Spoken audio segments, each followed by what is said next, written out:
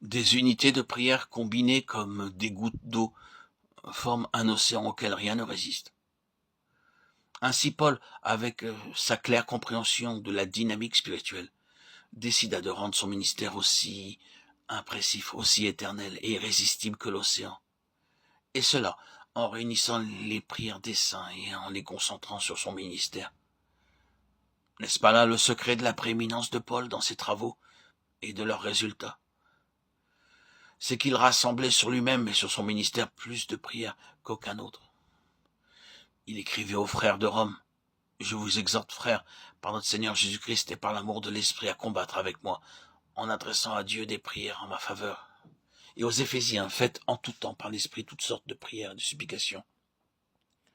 Veillez à cela avec une entière persévérance et priez pour tous les saints.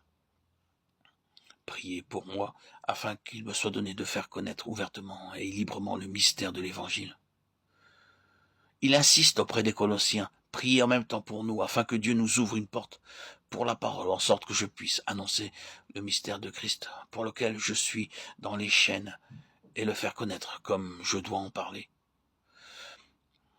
Aux Thessaloniciens, il demande avec force: « Frères, priez pour nous. » À l'église de Corinthe, il demande du secours. Vous aussi priant pour nous.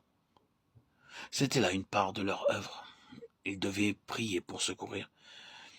Il demande dans une dernière exhortation aux Thessaloniciens leurs prières qui doivent être un facteur important de son œuvre.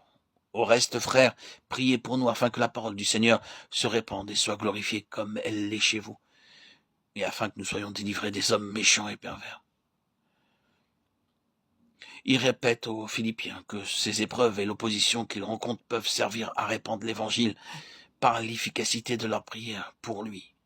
Philémon doit leur préparer un logement car il espère lui être rendu grâce à vos prières. L'attitude de Paul par rapport à cette question nous montre son humilité, sa connaissance profonde des forces spirituelles nécessaires à la diffusion de l'Évangile. Même, il nous enseigne une leçon pour tous les temps. Car si Paul comptait sur les prières des saints pour produire le succès de son ministère, combien plus est-il urgent que les prières des croyants soient dirigées sur le ministère actuel? Paul ne pensait pas qu'en demandant les prières des saints, sa dignité fut amoindrie, son influence diminuée ou sa piété dépréciée. Et qu'importe du reste, que sa dignité disparaisse, que son influence et sa réputation soient détruites, il faut qu'il prie. Appelé, ayant reçu des ordres premiers des apôtres, tout cela sera incomplet si l'on ne prie pour lui. Ces lettres envoyées de tous côtés sont urgentes. Priez pour moi. Est-ce que vous priez pour votre pasteur? Priez-vous pour lui en secret? Les prières en public sont de peu de valeur si elles ne sont préparées ou suivies de prières secrètes. Ceux qui prient pour le prédicateur font ce qu'Aaron et Our firent pour Moïse. Ils soutenaient ses mains et amenèrent la victoire. L'effort et le but des apôtres étaient d'exciter l'Église à prier. Ils n'ignoraient pas le bonheur de donner joyeusement, ni la place que l'activité religieuse doit occuper dans la vie spirituelle. Mais rien de tout cela, au point de vue apostolique, ne pouvait se comparer comme importance et comme urgence avec la nécessité de la prière. Les supplications les plus sacrées, les plus ferventes, exhortations, les paroles les plus brûlantes sortaient de la plume de l'apôtre, afin de faire comprendre la nécessité et l'obligation de la prière. Faites prier tous les saints, tel est le résumé de l'effort apostolique et le secret de son succès.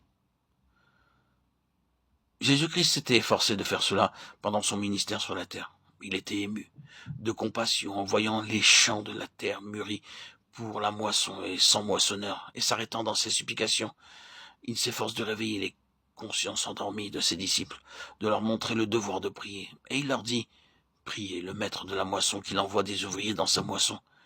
Et il leur dit une parabole pour montrer qu'il faut prier toujours et ne point se relâcher.